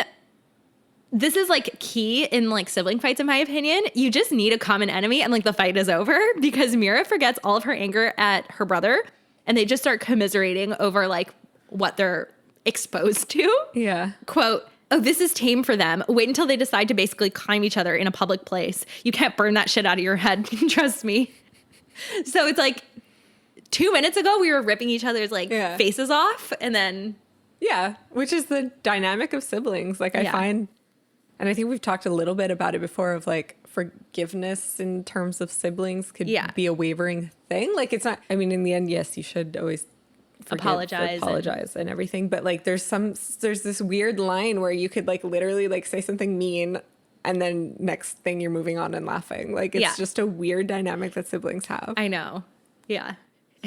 So Justin has an older brother who's 7 years older than him. So like when they were kids and stuff, like they would fight and whatever, but like through most of his adolescence, his brother moved out at 18. Justin was like more or less an only child. And then he comes into my family. Like we are psychos. Like we just go at it. Like we're always like bickering. And it's a very loud household, lots of yelling, lots of like action. And for like the first little bit, sometimes like the first Christmas, Justin came with my family. I have a very big like Egyptian family. He literally, at one point I found him like in a corner, like huddled in a ball. He's like, I just need a minute. Like this is a lot. Just not knowing how to handle it. Yeah, he was like overstimulated or something. Yeah. Now it's fine. Now he's like in the middle of it, like rattling people up. Like he loves it now, but it's just funny to see the evolution of like, at first he was just like, oh my gosh. That's funny. Xaden asks what's next now that the Sorrengails are reunited, and Violet explains that she's got a plan. She needs the blood of 6 of the most powerful riders they've got because she knows how to raise the wards. Did you think she would actually raise the wards? Really? Because I was like, not this point in the book. Like it feels like if it was going to happen, it would happen at the end. Okay. 5 hours later, the assembly plus Bodhi and Violet are walking out of Ryerson House, but not without some grumbling, because the assembly members have their doubts on whether this will actually work. Notably, Surrey coming in with the sass, by all means, let's waste our time catering to the whims of a cadet. It really reminds me of Miranda Priestley, by all means, move at a glacial pace. I just rewatched that. Did you? Yeah. I rewatched it, a few months ago. So Justin good. actually, didn't mind it. It's great. It's a great movie. Ulysses uses the opportunity of having them all gathered to talk about the negotiations with Takaris. Mm-hmm. He says he'll let them bring the luminary back to Aretia under the condition that they be at his beck and call, basically, providing aid, and then asked for his seaside drifts to be armed first. And this was kind of random to me, and I wonder, if this kind of, I don't know, raised your concerns. I don't even know what the expression is. Because we haven't heard of anything about the Isle Kingdoms. We haven't heard of any risk or any dark wielders or whatever. So why would the seaside be armed first? That doesn't really make sense, don't you find? I question it too, but now that you say it, it just makes me wonder, is there a threat offshore? So they'd be getting a threat from both sides? I feel like we would have known. I feel that too. I don't know. Okay. Obviously, all of this is dependent on seeing Violet wield, which Xaden vehemently refuses. Do you think this is cute and protective or controlling and protective? It made me think that there was history between Xaden and Takaris. Okay. Because I was like, he hates him to a point that doesn't make sense. He's being irrational. Is he being irrational? Yes. Okay. Without context of there being history there. But clearly there is something more there. And that's where I was like, okay. Okay. Because if you think about it, if there is no history there. Yeah. And factually, it's just all he wants to do is see her wield. And okay, Xaden's apparently he likes to collect things. So there'd be a bit of resistance. But Xaden is acting in a way that he's no, because there's no way that if we go, he's going to let us leave and you will be safe. He knows something. He knows something he's not saying. Okay. So therefore it's not irrational. If he didn't know more, I feel like it would have been irrational. Okay. Not going to say anything. They reach the circular chamber that could fit all 10 of their dragons, and the runes in the chamber mask it from being seen from overhead, which I think is really cool. Yep. Then we come face to face with the Wardstone, a shimmering black pillar, twice the height of Xaden, so let's just say 13 feet tall. It's very wide. Violet notes that it could take all 9 of them with their arms outstretched to surround it, and etched into it is a series of runes. Violet pulls out Warwick's journal and starts comparing the drawings to the Wardstones, and they aren't identical, which kind of should have raised some sort of alarm bells, but the runes are in the same position, so she's whatever. According to the journal, the first 6 bled their life, which doesn't mean to death. Yeah. On their Wardstone. I don't know what bleeds their life means, but Well, just, I guess blood is an essence of life, I guess. I don't know. It's weird. They all cut their palms and touch the Wardstone, and nothing happens. Before that, Violet does ask if it's made of onyx. Because you're trying to think of Onyx Yes. Storm? Oh, okay. I just passed over that. Anyway. There's no sense of power, no hum, nada, zilch. Nothing. And Violet is devastated. She tells Xaden she failed. She refuses Brennan's mending of her cup because she wants something to show for the work that she's done over the last 3 months. And, Xaden, it's just too perfect. He doesn't blame her. He doesn't shame her. He just encourages her. He's we'll try again. It'll be fine. Yeah, I feel I understand she's the only one who could translate it, but why aren't more people on trying to solve it? Yeah. Obviously, the translation part, I think Jasenia also could help. She doesn't read Old Oh, she Lucerish. Or her doesn't. Old Lucerish isn't as good. Isn't as good, but Yeah. But it's just or even the images. There's pictures. I feel it doesn't have to fall only on Violet to decipher what's going on. Yeah. So it's weird that that's how they've approached it. Because nobody else thinks that they can raise the wards without the everyone No else one else is believes in it. Yeah, everyone else is focused on attaining the luminary and going that route. So I think that might be why. Maybe that's why it didn't work, because they didn't believe. You watch too many Disney movies. Yes, I do believe in fairies. Violet goes down a bit of a pity spiral, and in doing so sparks a bit of power, which Felix notices, and he tells her to skip the run tomorrow because he's going to start training her signet. Violet realizes that there is no other option but to go to Takaris, but Xaden would rather die. That is a very extreme emotion. Therein lies. There must be something that he's not telling us. Yeah. She storms out of the chamber with Brennan following her after her. She tells him to go away, but Big Brother knows that look on her face. Quote, the same one you had at 8 years old when you stared Mom down over a plate of squash for 12 straight hours. This is actually something that happened in our house growing up. Oh, yeah? Like you weren't allowed to leave the table until you ate your vegetables? So it wasn't for 12 hours, but my brother would hold us hostage at the dinner table. Like he would take forever eating his food, and we weren't allowed to leave until he was done. And it was like always like meat. He would sit there like chewing his meat like over. It was so disgusting. Like I'll never forget. I would just sit there. Vegetarian now? No, he loves meat. Okay. And we would just sit there and be like, Ruff, just eat. We want to go. That's really funny. Were your parents like that? No, but I was like a really complacent kid. Like I didn't. You just did what you were told? I just did what I was told. Yeah, my sister definitely like Shocker. tested my parents. But I love you. But I'm not surprised.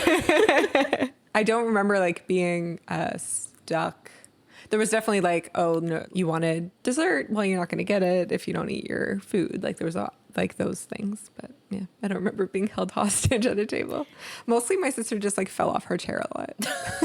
That's so random. Because she was such a goof and she would move so much. I just remember seeing her repeatedly, like we'd be eating and all of a sudden she'd be on the floor.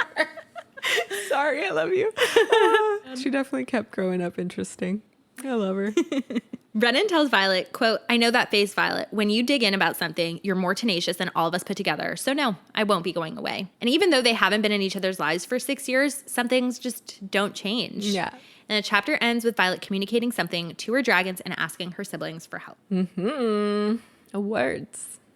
What is your most romantic? It's a tie between Brennan's little speech at the end of the chapter and Xaden's encouragement when they failed to put up the wards. I thought both were very romantic moments. You? This right here makes everything worth it. The world could disintegrate around us, and I'm not sure I'd notice or care as long as I have him in my arms. I told you. It's romantic, but it also... I told you their relationship is dangerous as hell. Yeah. What's your funniest line? And to think I used to wish I had siblings. Mine is, oh, this is tame for them. Wait until they decide to basically climb each other in a public place. You can't burn that shit out of your head. Trust me. Gross. Spiciest? I put just like spicy sassy, just the anecdote about her stubbornness. Like Oh, really? Their childhood. I thought it was funny. Because it just shows her tenacity. Mm-hmm. Mine is family. Family doesn't let each other think they're dead for 6 years. The only family in this room is Violet and me. She's a hardo, that Mira. Chapter 40. Violet is finally getting her proper signet wielding training, which gives us hope that this rebellion is on the right path. The trio of siblings then fly off to meet the Viscount in hopes of bringing back the luminary. The pre-chapter blurb comes from The Tirish Rebellion, A Forbidden History by Colonel Felix Geralt. Gerald? Could be either. His first true act of rebellion was to seek allies, the first of which was Viscount Ikaris of the Paromish province of Krovla. There was like obviously a betrayal or something there. So Xaden doesn't trust the dude. Like something happened with his dad and this guy. That's what that made me think. Okay. Which is why I was like, that is why Xaden is acting so intensely about going to the Viscount. Okay. Your little smirk. Well, it's like, what am I supposed to say? I know. We'll get to it. Yeah, we'll get to it eventually. I'm assuming very soon. The chapter opens with Violet describing her and Xaden's new normal. A romp in the hay, her having secret plans, and him flying off to try and find more Navarian deserters. Next, we're in her first wielding lesson with Felix, who shockingly actually cares about where she strikes her lightning, not how many she can strike. She strikes super far from her target and then again, just like next to it in quick succession. And she's proud of the speed, but Felix, again, like could not care less. Frustrated, she explains that she can't aim. Well, we said obviously. It's so dangerous. Like this whole time we've been saying how dangerous her wielding is and how it's not getting better. Yeah. And the car has done nothing for her. Exactly. Finally, like Felix knows what's up. Exactly. But Felix actually disagrees because he's like, you were able to kill a dark wielder atop a flying wyvern in Resin, which he partially attributes to luck. But he asks her how she did it. And she explains that basically like she pulled her power and wrestled it into place, which doesn't sound very scientific. It's just like willpower. Yeah, kind of. Then he asks her a surprising question. What about smaller strikes? Right. Those that flow out of her hands? Right. And he asked that note after noticing her tingly hands, which she gets a lot when she's feeling emotional. Yeah. And I didn't even consider that. I just assumed because she's never done it, that it was she always couldn't. from the sky. Yeah. And he's like, well, what about the smaller magic? Yeah. And I was like, wait, what? Like Yeah. I was as shocked as Violet in that moment. Felix is unwell. Quote, wonderful. You just might wield the most devastating signet on the continent, but you know nothing about it. Nothing about the energy fields that draw it. Instead of shooting your power like an arrow, precise and measured, you're just heaving it around like boiling oil, hoping you hit something. And lightning comes from the sky or the ground depending on the storm, so why not your hands? First of all, I didn't know that lightning came from the ground. Me neither. Okay. As he gives her a dressing down, her emotions start getting the better of her, and a bolt of lightning flashes frighteningly close to the both of them. So he doesn't stop dressing her down, because now he adds, on top of not being able to aim, he accuses her of a lack of control as well. Mm-hmm. Then he hands her something, a glass orb decorated with silvery metal strips. It is a conduit. Mm-hmm. He explains that lightning may appear from various sources, but Taryn channels his power through you. You are the vessel. You are the pathway, you are the cloud, for lack of a better term. Mm-hmm. How else do you think you can wield from a blue sky? Did you never realize it's easier for you to wield during a storm because you're capable of both? He pulls back on the tough love, finally telling her that her lack of control is Car's fault, not hers. Mm-hmm. And we learn that Xaden can control and increase what already exists. That's why he's more powerful at night. And then we find out that Violet wields pure power that simply takes the form of lightning because that's what she's more comfortable shaping it as. Mm-hmm. In my notes, it's just OMG, OMG, OMG, OMG, OMG, OMG, OMG. See, she'd be a perfect power supply for a Venom. You're right. It's game-changing information. And when Violet asks why Car wouldn't teach her that, Felix replies that, quote, knowing Car, I'd say he's scared shitless of you. After all, you just took half of their cadets without even a plan. You brought down Biscaeth on a fucking whim, no less. But again, Violet isn't quick to take credit. She gives it to Xaden, actually. And again, Felix disagrees. Quote, he hunted riderless wyvern, deposited them on Melgren's front door, and exposed Navarre's greatest secret to the border outpost before noon. But you were the one who demanded he give the cadets a choice. In that moment, you wielded him, our unyielding, uncompromising, headstrong heir apparent. She wielded him. Yeah, cue Xaden's line, you're going to be the death of me. Park, park, park, park, park. I don't even want to finish this book. Now you know why I was like, oh, maybe we shouldn't do this for season 2. Just because I'm dreading having to deal with you when we finish this book. I will be unwell, I'm sure. You will be so unwell. Okay. When Violet explains that she simply gave the cadets a choice, Felix insists that Xaden did all of this for her. This launches another round of power crackling because Violet doesn't like the idea of being powerful because Xaden loves her, which I understand. She wants to be powerful in her own right. Mm-hmm. Felix explains that the conduit will help Violet control her power because right now it's too closely tied to her emotions. Yeah. The runes etched into it are woven to draw specific power, and he wove these specifically for her a few months back when she first came to Aretia. Mm-hmm. Violet has no knowledge of the magic of runes, which Felix blames on the fact that Biscaeth doesn't teach Tirish runes, even though the college was built on them. Insane information. Why would they choose to erase that from their pedagogy? It's the web of lies. The web of lies. It's terrifying. Violet leaves Xaden. I also, sorry, just the orb thing. I was like, oh, so does she have to hold it while she has sex? Yeah. So that in theory. Because right now she can't control it. At least it will protect everyone around them. In theory. Felix leaves Violet with instructions to practice wielding her power in small controlled amounts, but she panics, telling him that she needs help today. They need Takaris to give them the lunary. She doesn't have time to just work on her signet. Felix assures her that Takaris just wants to see her wield, not necessarily to see her wield well. Mm-hmm. And in classic teacher mode, Felix leaves her with a, quote, but we're done for today. We'll meet again in a week, and I'll be able to tell by the amount of power stored in that alloy whether or not you've been practicing. Store enough, and I'll continue to teach you. And I just was brought back to high school. I mean, it's an important thing for her to learn, so... The scene changes again, and the Sorrengail siblings are getting ready to fly off to Corden in the dead of night. Mira isn't sure about this, actually siding with protective Xaden. She says that this version of him makes her worry about her sister a little less. But Violet actually doesn't like this version of Xaden, thinking to herself that, quote, I kind of miss when he wanted to kill me. At least then he didn't insist on hovering. So Mira is there for protection, and Brennan is there for negotiation. And then this is like a trope in fantasy books that I don't love. Okay. Violet thinks to herself that even if Takaris ends up keeping her one way or another, mm-hmm. she thinks that it'll be fine because that will have meant that he gave the luminary. Yeah, sacrificing herself, you mean? Basically. The sacrificial heroine. Yeah. Not my favorite. Oh, okay. Fair. I feel like it's just so used everywhere all the time that I'm numb to it. Maybe, yeah. But I totally understand what you're saying. So Taryn is going with them, and Andarna is reluctantly staying back. and Sorrengail doesn't know, which is like a big thing to be hiding. Mm-hmm. They're arriving in Corden, and a drift actually escorts them in. They fly by the palace, which is a gorgeous building made of white marble, and Taryn warns Violet that she will not be happy with the welcome they're about to receive. I did note, though, as they're kind of arriving, people are watching, and it's almost like they were expecting them, which is creepy, and I don't know why yet. And Okay. I don't like that. But anyway, so we're then reminded that, quote, flyers might not wield signets, but most of their lesser magic gifts involve mind work. And it's the one area where they have the upper hand on us. Are you excited by this? No, terrified. I hate mind control. It scares me It's not mind control. so much. No.